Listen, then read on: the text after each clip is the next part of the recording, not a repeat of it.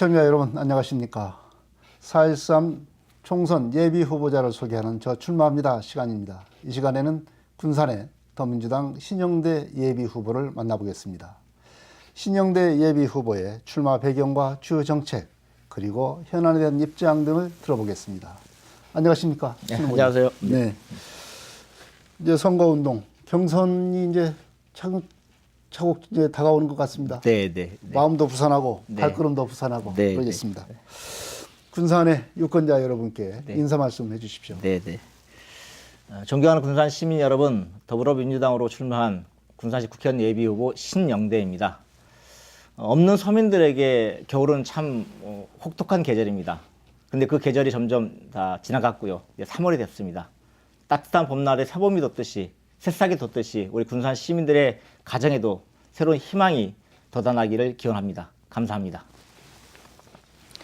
네, 신영대 예비 후보께서는 지난 2012년 네. 총선에 이어서 이번에 다시 두 번째 도전 아니겠습니까? 네. 두 번째 도전, 출마의 배경 네. 말씀해 주시기 바랍니다. 네, 4년 전 무소속 출마할 때 전 군산 시민으로부터 과분한 사랑을 받았죠. 그래서 이 기록을 했고요. 그 이후에 정말 이 기회에 빌려서 감사 드립니다, 시민들께. 근데 그 4년 후에 지금 제 모습을 보면 4년을 기억해보면 정말 빠르게 지난 것 같아요. 네. 다른 분들 보시기에는 긴 시간일 수 있지만 저는 4년을 정말 열심히 준비하고 공부하고 배우면서 왔습니다. 그래서 이 4년 동안 준비한 것을 군산 시민 여러분께 한번 보여드리고 싶고요. 또 더 나아가서 이제 군산 발전과 정권 교체라는 것은 여전히 저희 지역 주민들에게 필요한 과제인데 그 과제를 제가 이번 당선에서 꼭 완수하고 싶습니다. 더 나아가서는 소통이 참 부족하다는 느낌도 있습니다. 현 국회의원을 보면서. 군산에 많은 현안들이 있는데 갈등의 중심에 항상 정치와 군산시가 있는 것 같습니다. 그래서 그런 것을 좀 한번 극복해보는 이런 과정으로 제가 국회의원 자리에 섰습니다. 네.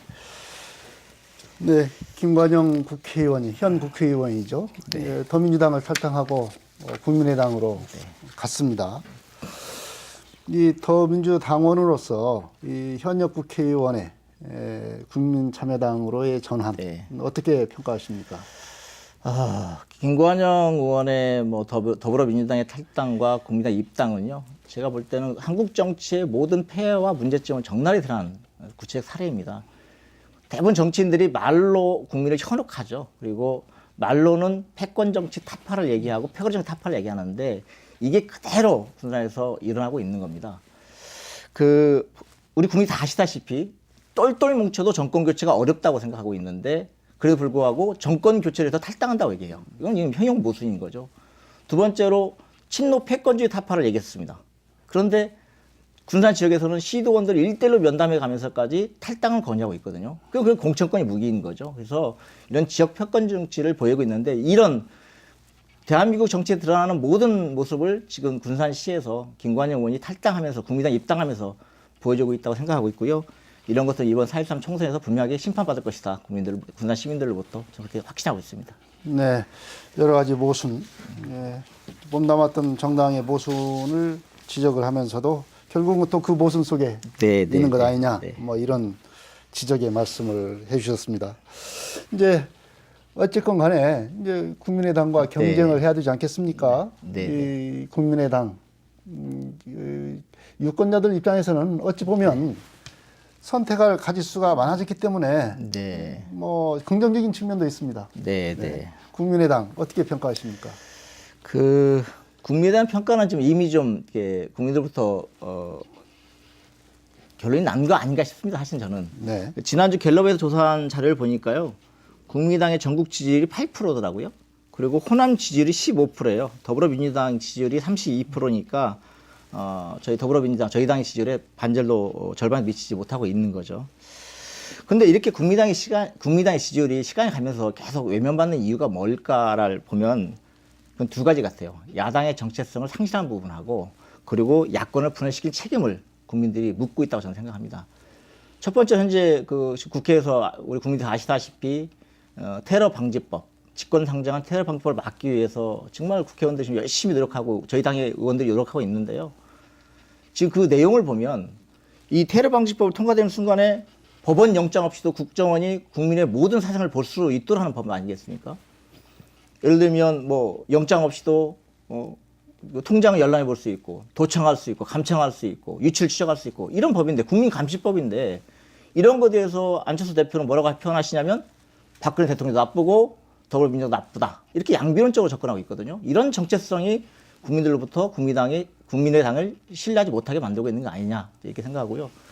두 번째로는 야당 대표라는 분이 결국은 우리가 똘똘 뭉쳐서 새누리당과 싸웠을 때 정권 교체도 할까 말까 그리고 국회의원 선거도 이길까 말까 이런 상황인데 예를 들면 작년 그 19대 총선에서 전에 이제 19대 총선에서요 서울에 32석인데 아마 10% 미만 만표 미만으로 승부가 갈리는 지역이 28개 지역일 겁니다. 네.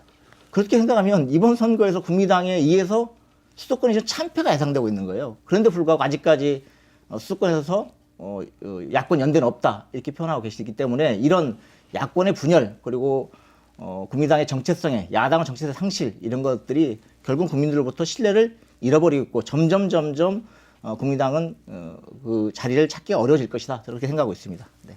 네. 신용대 후보께서 말씀하신 이제 여론조사 관련 정당의 지지도 여론조사 관련 내용은 뭐 신뢰도랄지 이런 것들은 얘기를 갖다 하지 않았기 때문에 네. 어떤 신뢰 평가 이런 대목에서는 시청자 여러분께서 그런 점을 네. 감안하고 네, 네. 시청해 주셨으면 좋겠습니다. 네. 갤럽에서 나온 거라서요. 원래 네. 보도된 내용을 제가 인용했습니다. 네. 네, 네. 이제 신영대 후보께서 이제 국회의원에 당선이 되면 네, 네. 가장 하고 싶은 일과 입법은 무엇입니까? 네. 저도 이제 피부로 느끼는 것이 우리 사회에서 제일 불신받는 직업 중에 하나가 정치인이죠. 그 중에 네. 최고 정점이 이제 국회의원인 것 같아요. 네. 근데 그 이유가 뭘까 생각해 보면 국민들이 생각하시기에 국회의원들은 월급은 많이 받으면서 특권은 많으면서 일은 안 하고 국민들을 위해서 일을 안 하고 결국 본인 자신들을 위해서만 일을 한다. 또 이제 재선 산선에만 연연해 한다. 뭐 이런 것 때문에 이제 국민들로부터 국회의원들이 신뢰를 받고 있지 못하는데요.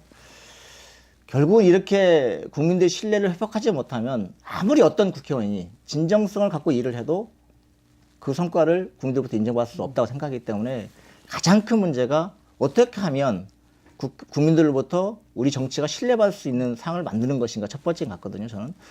그래서 저는 좀 4년 전에도 그런 말씀 드렸는데 어쨌든 국회의원이 가지고 있는 모든 특권들 이런 비위에 연루되어 있는데도 불구하고 불체포 특권을 갖는다랄지 면책 특권을 갖는다랄지 이런 것들은 좀 과감히 좀 폐지할 필요가 있겠다. 그런 개혁을 좀 꼭 한번 20대 국회에서 해야 되겠다 이런 생각 갖고 있고요. 제가 17대 국회 보좌관으로 있었는데 그때는 이런 게 있었습니다. 국회의원들이 따로 다니는 분이 있습니다. 국회에. 네. 일반 국민들이나 보좌관들도 못 다니고 국회의원만 다니는 분이 따로 있고요. 엘리베이터도 국회의원만 타는 엘리베이터가 있습니다. 근데 이걸 국민들이 봤을 때는 이게 어떻게 생각했겠는가 생각해보면 참 아쉽죠. 근데 그것을 국회의원들은 모릅니다. 이게 내가 특권이지 당연한 권리를 인정하고 있는 거지 그것도 모르고 있거든요. 그래서 저는 좀 20대 국회에 되면 그런 특권 정치를 좀 개혁해보는 것 이게 첫 번째다. 그래야만이 국민들로부터 신뢰가 회복되고 그래야만이 어떤 정책을 펴도 이게 국민들이 인정받을 수 있을 것이다 이렇게 생각하고 있고요. 두 번째는 어쨌든 소통인 것 같습니다.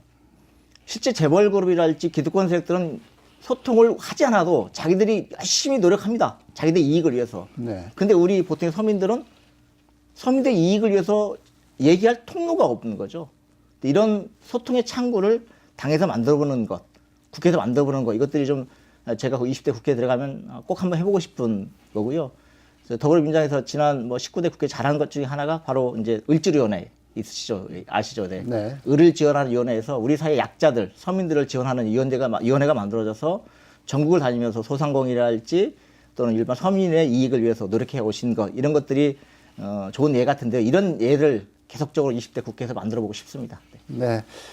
뭐 국회의원으로서 정치인으로서 특권을 없애는 거 이것부터 시작하겠다 네, 이런 네, 말씀입니다. 군산의 가장 시급한 현안을 무엇으로 보시고 또 해결 방법은 어디에 있는지 좀 밝혀주시기 바랍니다. 네, 군산의 좀 현안이 다른 지역에 비해서 워낙 많은 것 같아요. 지금 아시다시피 새만금 방조제 관할 것은 어떻든 인근 김제시나 부안군에 뺏긴 거에 대한 군산 시민들의 이제 질책도 심하시고 더불어서 이제 전북대 군산 분원 설립이 계속적으로 결론 내지 못했던 것들, 그리고 지역에 그 대형 아울렛이 들어온 것에 대한 우리 상인들의 반발, 그리고 새만금 송전선로 설치에 대한 우리 농민과 어르신들의 이제 반대 입장들, 이런 여러 가지 정치권과 시와 주민들과 갈등들이 있는데, 이런 문제들이 좀 하나도 해결되지 못하면서 좀 여전히 남아 있는 것 같아요. 제 생각에 이제 국회의원이 다 해결할 수 없죠. 실제 시장이 다 해결할 수 없는 문제일 수 있습니다. 하지만 문제는 이 문제를 해결하기 위한 노력을 얼마만큼 성취됐는가라는 부분에 있어서 우리 군산 시민들이 우리 정치인에 대해서, 정치권에 대해서, 시에 대해서 그렇게 호의적이 않는 것 같습니다. 그래서 저는 좀 그런 상황들을 극복하기 위한 노력들을 하고 싶습니다. 사실은 쉽지 않을 수 있겠지만 철저하게 군산 시민 입장에서 어떤 때는 열심히 노력이 안 될 수 있는 문제일지라도 군산 시민의 이익이 되는 문제라면 정부 여당과 또는 또 싸우기도 하고, 어떤 것은 서로 간의 이해관계가 상충되는 문제라고 한다면 욕을 먹더라도 가운데서 중재하고 조정하는 이런 역할들을 꾸준히 하다 보면 결론이 나지 않을까 싶고요. 그러면서 최근에 있었던 여러 환경단체랄지 군산시랄지 전북대학교의 이런 논의 과정을 통해서 전북대학교 분원 유치였던 물꼬가 트인 것은 참 다행스럽게 생각하고 있습니다. 그렇게 풀어가겠습니다. 네. 네.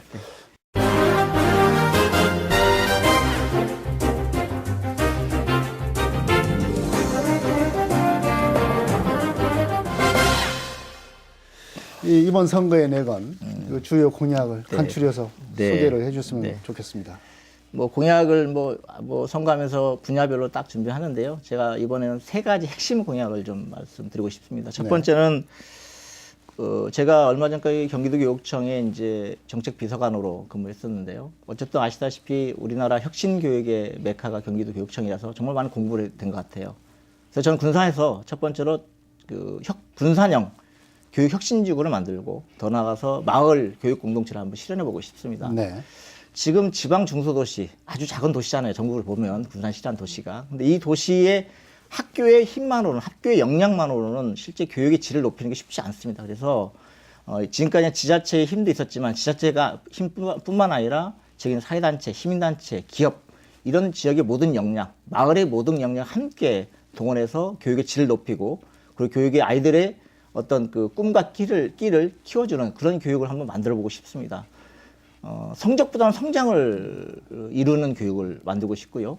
그리고 경쟁보다 협력을 이루는 이런 교육을 한번 좀 군산에서 한번 모델을 한번 만들어 보고 싶은 욕심이 있습니다. 두 번째로는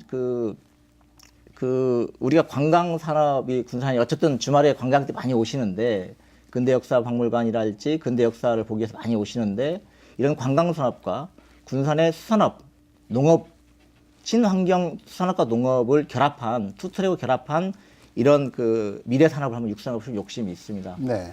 그중에 대표적으로 고민하고 있는 것은요, 역시 지금 지역의 현안 중에 하나이기도 한데, 고군산군도에 지금 도로가 연결되어 있거든요. 지금 새만금 광주대가 있는 신시도에서 장자도, 선유도, 문여도까지 다 도로가 연결되는데, 이 도로가 국도관리청에서는 차량 통행을 하자고 하는 거고, 우리 군산시 입장에서는 또 도서 섬에 살고 계시는 주민들 입장에서는 차가 들어오면 섬이 기능을 상실할 수밖에 없고, 더 나아가서 섬들이 좁기 때문에 주차장도 확보되지 않거든요. 그래서 차량을 이로 통제하자, 이런 의견도 있는데, 저는 좀 여기에 꼭 한번 해보고 싶은 게 뭐냐면요, 제 네이밍도 해놨습니다. 이름도. 네. 섬으로 가는 열차입니다. 네. 보통 열차라 하면 내륙의 교통수단이잖아요. 네. 섬으로 가는 기차는 저희가 처음일 것 같아요. 그래서 그렇게 신시도에서부터 이런 고군산군 연결된 도로 위에 차도 다니고 열차 다닐 수 있는 트램을 설치하면 이게 좀 새로운 관광 산업으로 준비될 수 있겠다, 이런 고민을 하고 있거든요. 그래서 이번에는 꼭 한번 당선되면 섬으로 가는 열차를 한번 우리 고군산 열대 만들고 있습니다. 아마 많은 분들 그걸 타면서 사진도 찍고 새로운 관광 명소가 될 것을 확신하고 있습니다. 그리고 세 번째로는 이제 여전히 새만금 내부 개발의 문제가 있는데요. 새만금 내부 개발은 일반 조그만 기업들이 들어가서 할 수 있는 문제는 아니지 않습니까? 그래서 결국은 정부가 나서야 되는 거고, 대기업이 나서야 되는 거고, 외국에 있는 기업들이 들어와서 해야 할 문제라고 보고 있는데요. 어쨌든 전라북도하고 군산시가 협조해서 준비하고 있는 것이 한중 경제협력단 조성인데, 이 문제를 저희들은 앞으로 열심히 같이 지혜를 모으고 추진하기 위해서 기반시설을 조성하기 위해서 노력하고요. 더 나아가서는 앞으로 이제 내년 대선 과정에 여야 모두가 한중경협단 조성을 좀 새만금 내부 개발을 좀 주요 공약으로 내걸 수 있게끔 국회의원으로서 최선 역할을 다하고자 합니다. 네. 네. 뭐 교육 그리고 관광 또 새만금에 대한 여러 가지 공약 말씀을 해주셨습니다. 이런 꿈을 실현하기 위해서는 뭐 경선을 통과해야 되지 않겠습니까? 네, 네. 지금 신영대 예비 후보를 포함해서 3명의 후보들께서 지금 열심히 경쟁을 펼치고 있는데 이 경쟁에서 이기기 위한 뭐 필승 전략이 있습니까? 저도 이제 선거를 누군가 도와보기도 하고 제가 직접 출마를 해보기도 했는데요. 특별한 전략은 없더라고요. 이렇게 오늘 지금 말씀드린 것처럼 제가 생각하고 있는 비전이나 이런 가치들을 우리 유권자들을 만나서 끊임없이 말씀드리고 설득하는 과정들, 이런 것이 경선 전략 같은데요. 어쨌든 이런 그 금강방송을 통해서 우리 그 유권자분들을, 우리 군산 시민을 만나볼 수 있는 기회를 너무 고맙고요. 앞으로 좀 묵묵하게, 우직하게 이렇게 군산 시민을 만나는 이런 것들이 경선 전략입니다. 네, 네. 감사합니다. 시민들한테 좀 만나서 진정성 있게 자신을 설명하는 그런 기회를 많이 갖겠다. 이것이 전략이다. 네, 이렇게 말씀하셨습니다. 이제 경선을 벌여야 되는데 평소엔 뭐 상대 후보가 있지 않습니까? 네. 두 분의 다른 후보가 있는데 이 상대 후보를 어떻게 평가하십니까? 네. 저도 이제 군산에서 태어나가지고 타지로 주소지를 한 번도 옮긴 적이 없는 군산 토박인데요. 이번에 이제 선거하면서 처음 뵀어요. 우리 조성원 후보하고 김병구 후보를요. 어쨌든 조성원 후보는 지역에서 서민을 대변한 변호사로서 열심히 일을 해왔던 분이라고 제가 봤고요. 우리 이제 김병구 후보 같은 경우는 노동조합으로 잔뼈가 굵은 뚝심 있는 정치인 같아요.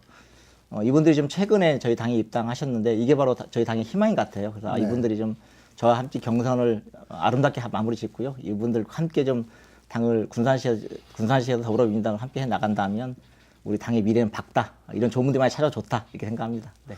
이런 후보들하고 경쟁을 하는 게 이 경력이 많은 또 정치 활동이 오래된 신영대 후보로서는 조금 유리한 위치에 있지 않나 뭐 이런 면도 좀 있는 것 같은데 어떻습니까? 뭐 아시다시피 선거라 그러는 게 마지막까지 결과를 봐야 아는 거지. 뭐 초반에 조금 제가 좀 앞서고 이런 것들은 뭐 큰 의미 없다 생각하고요. 마지막까지 최선을 다하겠습니다. 선의 경쟁하겠습니다. 제가. 네. 선의 경쟁을 하시겠다. 그래서 끝까지 그런 선의 경쟁을 해주시기 바랍니다. 네. 알겠습니다. 신영대 예비 후보가 스스로 생각하는 자신의 장점과 단점 어떻게 보고 계십니까? 네. 어쨌든 제 경력을 보시면 아시겠지만 저는 쉬지 않고 끊임없이 새로운 무엇인가를 만들고 고민하고 경험해보기 위해서 노력해 왔거든요. 제가 이제 생각하는 것은 나이 들어가면서 후배들로부터 저 선배 꼰대야 이런 거 듣지 않으려고 하는 게 제 이제 꿈인데 그렇게 여전히 새로운 뭔가 찾기 노력하는 게 제 장점일 것 같고요. 두 번째 단점은 보기와 다르게 제가 좀 숫기가 좀 없습니다. 그래서 여전히 우리 유권자들을 만나서 명함을 드리고 인사드릴 때 악수를 청할 때 한 번씩 항상 머뭇거리는 게 있는데 노력하고 있습니다. 네. 유권자의 손을 따뜻하게 잡아주는 그런 마음이 좀 더 필요하지 않나 이렇게 생각이 드는데 아마 마음은 있어도 성격적으로 못한다 그런 것이 약점이다 이런 말씀입니다. 군산 시민 유권자들에게 마무리 말씀 해주십시오. 네. 후보 입장에서는 열심히 뛰어다녀도 우리 유권자들을, 우리 군산 시민 여러분들을 다 찾아뵙기 참 힘든데요. 이렇게 이 자리를 빌어서 만나뵐 수 있게 돼서 너무도 감사하고 고맙습니다. 저는 학창시절 전북대학교 총학생으로 민주화운동을 하면서 감옥을 다녀왔습니다. 그 이후 제가 운이 좋게도 국회의원 보좌관, 청와대 행정관, 최근까지는 이재정 경기교육청 교육감의 비서관으로 일하면서 현장에서 실무를 배우고 익히고 이런 경험도 했습니다. 그런 경험을 살려서 우리 군산시에 도움이 되는, 군산시 발전에 도움이 되는 그러한 국회의원이 꼭 되고 싶습니다. 군산 시민 여러분들의 지지와 성원을 기대합니다. 감사합니다. 네, 지금까지 군산의 더불어민주당 신영대 예비 후보의 말씀을 들어봤습니다. 여러분들은 어떻게 들으셨는지 모르겠습니다. 여러분의 판단에 조금이라도 보탬이 됐으면 좋겠습니다. 사실상 총선 예비 후보자를 소개하는 저 출마합니다. 여기서 마치겠습니다. 시청자 여러분 안녕히 계십시오.